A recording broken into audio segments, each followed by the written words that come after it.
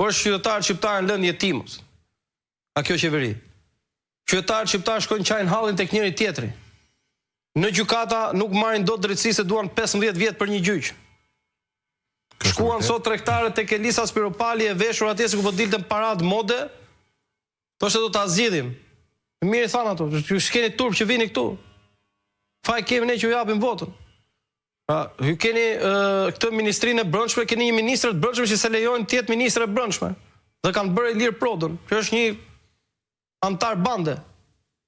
Përgjegjes për një inkriminim në palc të policisë shtetit, që arreston 10 vjeçar, e sulmon me gaz lotësjellës, nëna shtatzan, njerëz në mosh, pas një justifikim.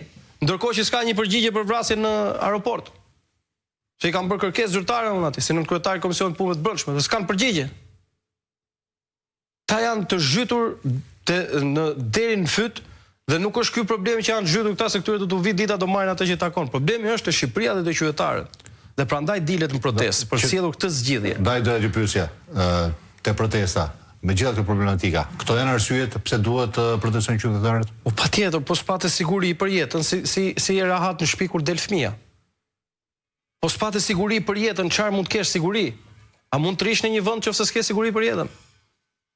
Po s'patë siguri ekonomike që të shkosh punosh. Unë jam plotësisht dakord zoti Balliu që të respektohet më shumë një mësues se ai spaqatori i lagjës. Pikërisht.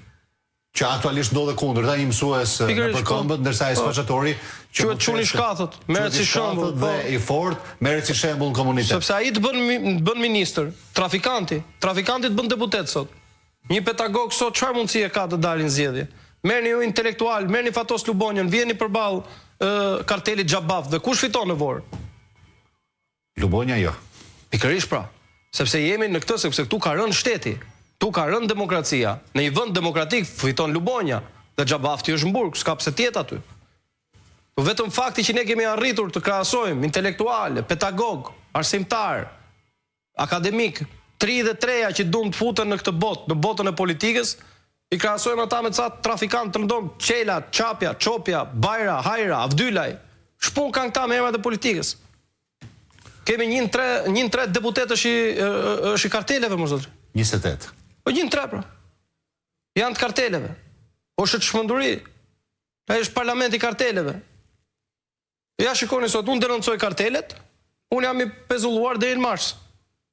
Lubia vjedh gjithë Shqipërinë dhe shkon atje në krye të vendit. Ju jeni edhe rasti veçantë pasi jeni i vetmi deputet që kërkoni të hyni në burg dhe nuk ju lën. Faleminderit që ma kujtuat. Shkova për të parë kushtet ku janë të burgosurit, po edhe kushtet me të cilat punojnë oficerët e policisë. Sepse ato kanë ardhur në Komisionin e Punëve të Brendshme, drejtori burgjeve, dhe ishte shumë i lumtur për buxhetin, dhe thoshte që kushtet ishin nga më të mira. Ndërkohë aty kishte ndruar jetë pikërisht në 313-ën, një person kishte varë veten. Tani, për këto arsye, unë kërkova të shikoja kushtet e të burgosurve dhe të paraburgosurve dhe të policisë që punon në këto institucione. Dhe ligji më jep drejtën shkoj, atje u ndalova. Pse u ndalova? S'kishin mundësi të garantonin sigurinë e jetës time në burg. Apo të një gjë, të një revolte që mund të vinte në burg si rrjedhoje vizitës time. Sepse ishim jashtë orarit punës. Ku ka jashtë orarit punës në burg? Burgosurit atje janë brenda orarit apo jashtë orarit, ta janë 24 orë aty. Çdo thotë që kishte siguri në atë moment. Ku është parë kjo? Unë kam drejt vinë 12 natës po dua. Si deputet. Se unë nuk mund të paralajmëroj ty që do të inspektoj. Se pastaj ato filma i kemi parë ne. Që i zbukurohen këta, ashtu shkon Rama, thotë ja ky muri si shkoi te onkologjiku. Muri është lyer, tha, shumë bukur, tha, kemi bërë dhe këto vizatime, ndërkohë s'kishte ujë të ngrohtë te onkologjiku. Ka nisur edhe parkimi atje. Po. Zoti Balliu, ju falenderoj që ishit me mua në këtë bisedë. Nëse keni mundësi, doja edhe një herë të bëj një ftesë qytetarëve,